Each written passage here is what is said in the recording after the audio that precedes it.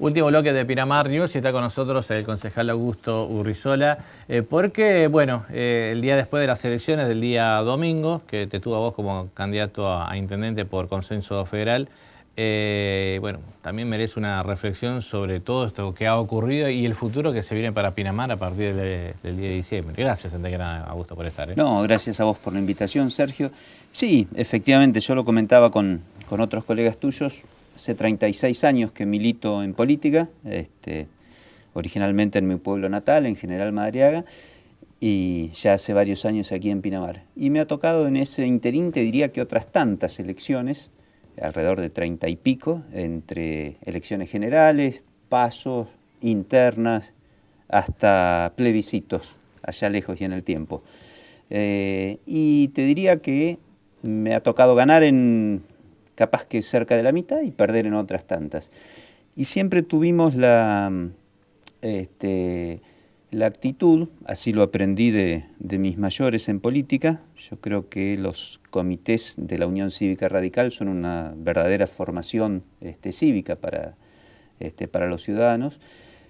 Aprendí, te decía, que cuando a uno le toca ganar tiene que asumir, por supuesto con satisfacción, el apoyo y sobre todo con responsabilidad y con humildad. Y recíprocamente cuando te toca perder hay que tener la dignidad de no buscar excusas ni andar llorando por los rincones. Una vez que el pueblo se expresa, creo que los dirigentes o quienes nos hemos postulado a determinada función, tenemos que mantener una actitud de dignidad y de silencio en ese sentido, porque son las reglas de juego. Más allá que en este caso de esta elección en particular, uno sabía que se enfrentaba a un panorama muy difícil, tanto desde lo nacional como desde lo local. Muy polarizado, ¿no? Aparte. Exactamente, pero más allá de eso, también teníamos claro cuál era nuestro deber y nuestro compromiso como dirigentes de un espacio que se fue diluyendo dentro de una coalición mayor, como fue Cambiemos a partir del 2015, me refiero al radicalismo, que había perdido lo que han sido sus banderas históricas, sobre todo en materia económica y social, y teníamos que dar esta batalla por las ideas, ponerlas a consideración del electorado, en nuestro caso en Pinamar, sabiendo que nos alejábamos de una zona de confort, naturalmente, pero hacer lo contrario, en palabras de Raúl Alfonsín, que aprovecho para recordarlo, que ayer se cumplieron 36 años del triunfo que permitió la recuperación de la democracia en el 83, Raúl solía decir que hay tiempos donde los partidos o los dirigentes se tienen que preparar para perder elecciones, porque lo contrario sería dejar el cuerpo flojo y que te lleve la corriente. Bueno, nosotros modestamente intentamos hacer eso y por supuesto nos atenemos en forma absoluta a lo que determinó el pueblo con su voto, ¿no? ¿Cómo imaginas el futuro del radicalismo ahora con este nuevo panorama, ¿no? Porque claro, en el 2015 era todo euforia, el radicalismo había perdido las banderas propias para sumarse a un sector conservador que era, digamos, totalmente contrario a sus ideales y que ahora lo tiene perdidoso, ¿no? O sea, ¿cómo imaginar qué es lo que se viene? En 2015, tal vez muchos radicales, entre los que me incluyo, equivocados o no, esperábamos que esa coalición que nacía en ese momento como una alternativa que permitiera también la alternancia en el poder frente a lo que era el 12 años de el gobierno del kirchnerismo en el país, entendíamos que podía tener un sesgo mucho más desarrollista en la medida que había presencia de sectores del empresariado nacional. Uno pensaba que se iba a apostar al crecimiento del país y terminó, lamentablemente, como terminó, en una timba financiera. Digo esto para sintetizarlo desde el punto de vista de la economía del país, más allá de algunas cuestiones que rescato en cuanto a el respeto por las formas, por la institucionalidad como forma de gobernar. Pero es cierto que se abre un periodo de intenso debate dentro y fuera del radicalismo, en los espacios más progresistas de nuestra sociedad. En particular, el radicalismo tiene a fin de año la renovación de sus máximas autoridades, del Comité Nacional, y seguramente ese va a ser un punto de inflexión que va a marcar el rumbo que la UCR va a jugar en el futuro. No sé si dentro de esta coalición que ahora se ha dado en llamar Juntos por el Cambio o marcando un perfil más propio que nos vuelva a acercar a sectores políticos y sociales con los que tenemos más puntos en común. Estoy pensando en el socialismo, en el GEN de Margarita Stolbizer, en fin, en sectores del sindicalismo no corrupto.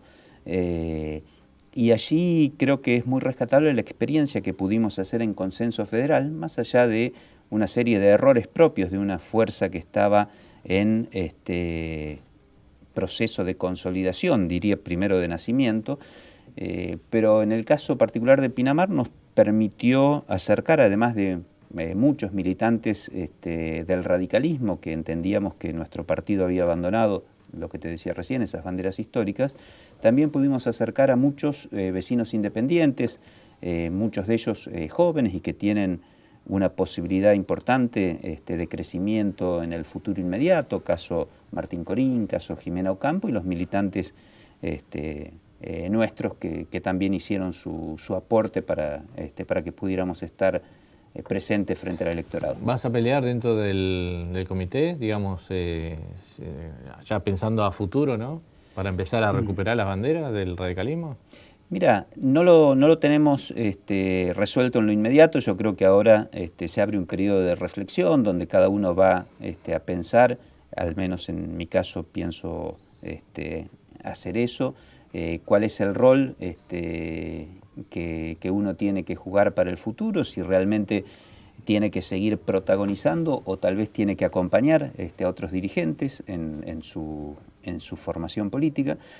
Pero me parece que el verdadero debate sobre el rol del partido no se da tanto en los comités locales de cada pueblo, sino fundamentalmente en la impronta. El nuestro es un partido nacional, de manera que habrá que ver cuál es el sesgo que toma el Comité Nacional y después los comités provinciales. Yo creo que ha sido muy endeble el rol que jugó el radicalismo en esos dos estadios, ¿no? Tanto nacional como provincial en los últimos años, casi como furgón de cola del PRO, y bueno, el resultado es el que lamentablemente se dio el domingo pasado. En ese sentido, nosotros vamos con los dirigentes nacionales con los que nos referenciamos, vamos a tratar de dar esa batalla por las ideas, de recuperar el radicalismo. Y siempre digo, no es necesario tener un cargo público para poder seguir haciendo el aporte que uno entiende que hay que hacer a la comunidad donde vive. Lo contrario sería enfrascarse en su propia actividad particular, laboral, familiar. Yo creo que todos tenemos una responsabilidad de seguir haciendo un aporte. En mi caso lo haré desde las asociaciones profesionales, desde cualquier institución o ONG que necesite una manito, allí nos va a encontrar seguramente. No necesariamente jugando un rol en la función pública, porque en mi caso soy de los que creen que a nivel local al menos los dirigentes tienen que tener determinado tiempo, la función pública es de paso, el que cree que es para siempre se equivoca, y además el hecho de vivir de tu propio trabajo personal o particular te da un muchísimo mayor grado de libertad para la opinión, que en mi caso nunca quise resignarlo, por eso he trabajado toda mi vida en lo que es mi profesión particular y haciendo política fundamentalmente por vocación de servicio. ¿Qué te quedó pendiente dentro del Consejo Deliberante? ¿Encarar, hacer...? No, todos los proyectos importantes que nos habíamos planteado los pudimos llevar adelante. Después, por supuesto, está en la voluntad política del Ejecutivo que tengan concreción en la vida real de la comunidad.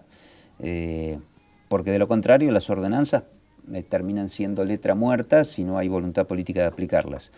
Tal vez como cuestión que no pudimos llevar adelante y que sí nos interesaba, pero que necesitaban obligatoriamente de la participación de los funcionarios técnicos del Ejecutivo por una cuestión de información y de responsabilidad en cuanto a aplicar normas que no devinieran en un perjuicio para el municipio, caso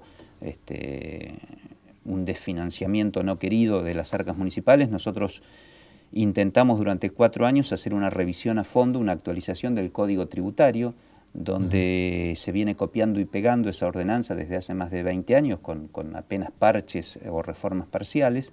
Eso no cuesta un solo peso a los contribuyentes, al contrario, es solamente que los funcionarios se sienten en la silla, abran la notebook y empecemos a trabajar. Eso no lo pudimos hacer, al igual que un proyecto integral de reestructuración del tránsito, no solo vehicular, sino peatonal y bicisendas del partido de Pinamar, con recorridos del transporte público, pero también del transporte de cargas, con horarios de carga y descarga, con dársenas permitidas en horarios determinados, con peatonalización de algunas arterias en el microcentro de Pinamar y de Valeria y de Cariló en determinados horarios en temporada alta.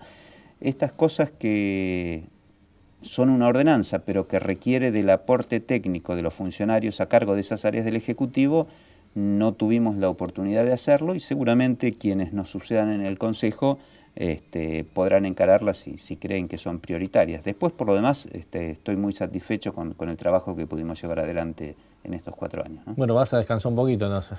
Sí, digamos. sí. Me voy a dedicar al menos en lo inmediato a poner al día mis actividades personales y darle el tiempo que se merecen mi familia y volver un poco a retomar esa cuestión. Y seguramente ya luego del verano iremos perfilando cuál va a ser el futuro de nuestra actividad en la política. Perfecto. Augusto, gracias por estar un ratito acompañándonos. No, muchas gracias a vos, Sergio. Gracias por todo. Nosotros nos vamos, nos reencontramos el próximo jueves haciendo esto que es Pinamar News. Que tengan una muy buena jornada.